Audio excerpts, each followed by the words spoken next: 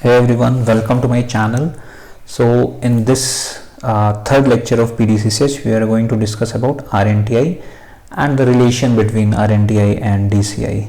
Okay, so let's start with its definition.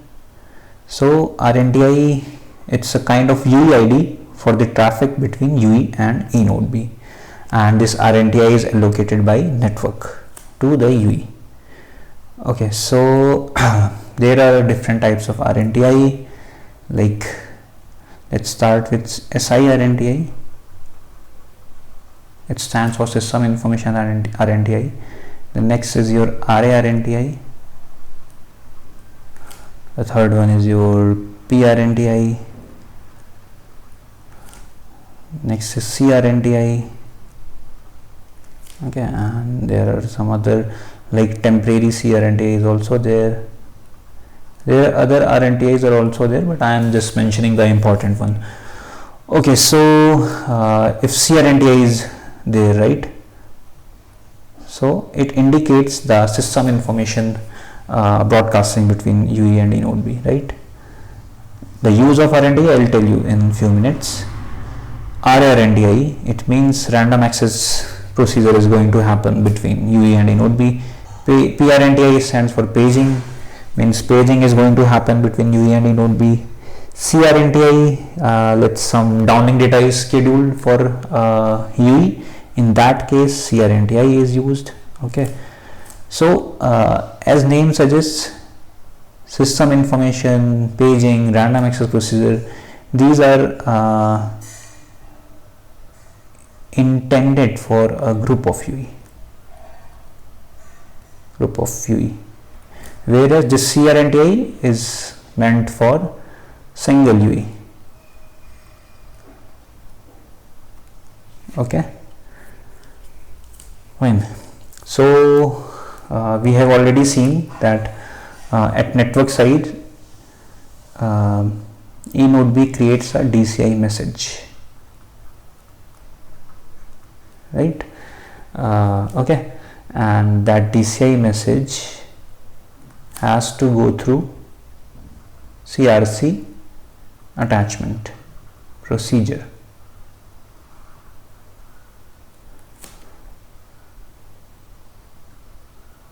Okay, and this CRC attachment procedure, what happens here in DCI message?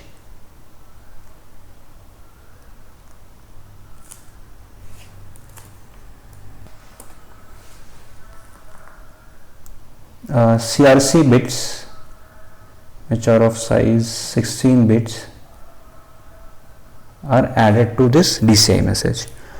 Okay, now an RNTI will be used. Okay, that will scramble these 16 CRC bits, 16-bit CRC bits. Okay, so these CRC bits are going to be scrambled by RNTI. Okay, so now it will look like DCI message plus scrambled CRC bits.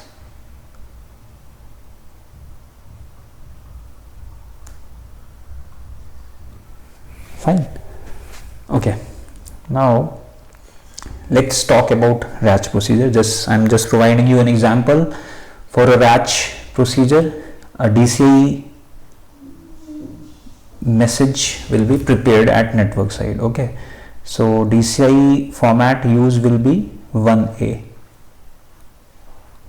Actually, there is a mapping between DCI and RNTI also. Let's look at that mapping here. Okay, if you want to use DCI for RACH procedure, okay, so you have to use 1A or 1C format, and RNTI that you have to use is RRNTI. Similarly, for paging and SI RNTI, we can use these DCI formats. Okay, and other DCI formats like 0, 1A, 1B, 1D. Okay, for this you have to use CRNTI or SPS RNTI. Okay, so the example that I have taken is for random access procedure, and for random access procedure we know that we have to use RARNTI. Okay, so that is why we can pick one of these two DCI formats. Okay, so network has chosen DCI format 1A. Okay, because later this DCI message will be present in PDCCH, that you will decode and find this DCI message 1A. But at network side, we are preparing DCI message that has to go through CRC attachment procedure. Okay, so to this 1A format of DCI, 16 CRC bits are added. Okay, using RARNTI,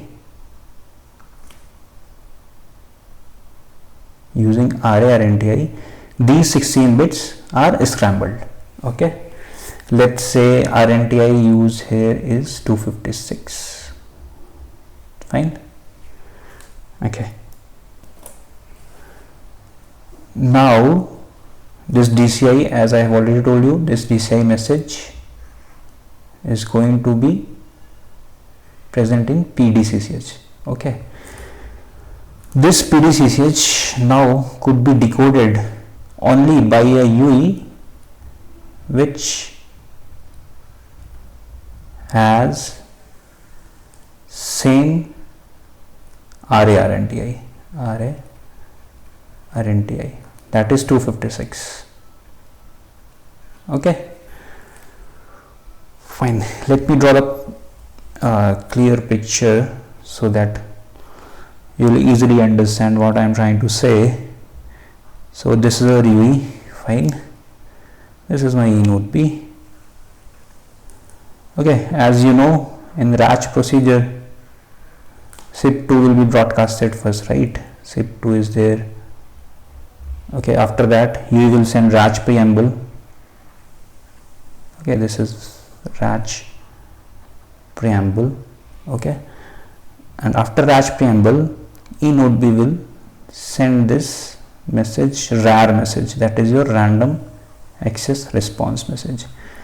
Channel used to send RAR messages PDSCH, but how you will know means where I have to go, as means in previous lectures, means suppose PRB0 and PRB1 are allocated for RAR message, right, this RAR message, but how you will come to know that I have to go to PRB0 and PRB1 and read the PDSCH to get the RAR message? So it's responsibility of PDCCH message. So before RAR message, PDCCH message will come. Okay, this is PDCCH message. Okay, DCI format that we have used here is this one, DCI 1A. Why DCI 1A?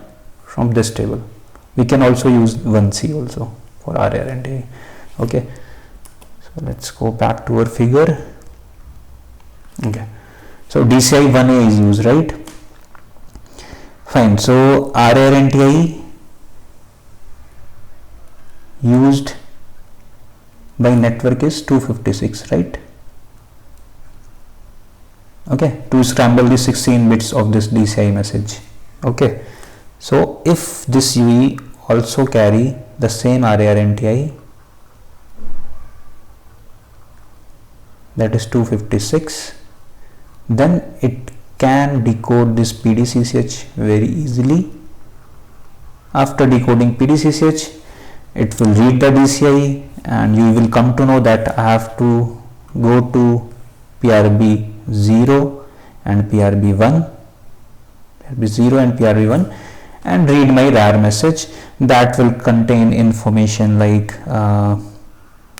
temp CRNTI and your uplink grant that you will use to send RRC connection request. Okay, and it will also provide your timing advance. Okay, so after decoding this PDSCH, you will get these information, uplink grant, timing advance. Okay, so the point is that if UE doesn't have same RNTI, it could not decode the PDCCH. Okay, so in similar way, if we have seen example of RRNTI right here, so in similar way other RNTIs are used to scramble the 16 CRC bits. Okay, 16-bit CRC, like for system information, again instead of RRNTI here, instead of using RRNTI here, we will use SIRNTI. So it could be like, let's say it is 16, so the UEs, the group of UEs which is having same SIRNTI can decode the PDCCH.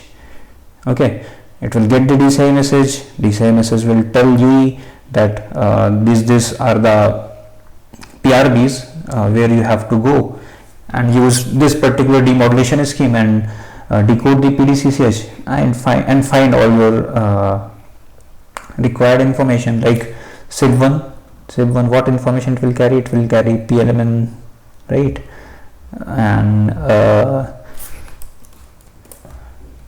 along with PLMN, it will also carry cell bad status. Okay, cell bad, and also it will carry information like scheduling of other SIB. Okay, whatever those information elements of SIB1 is there, you will be able to read those information elements after decoding PDSCH. Okay, so in next lecture I will explain some other DCI formats also. Okay, so thanks for watching this video.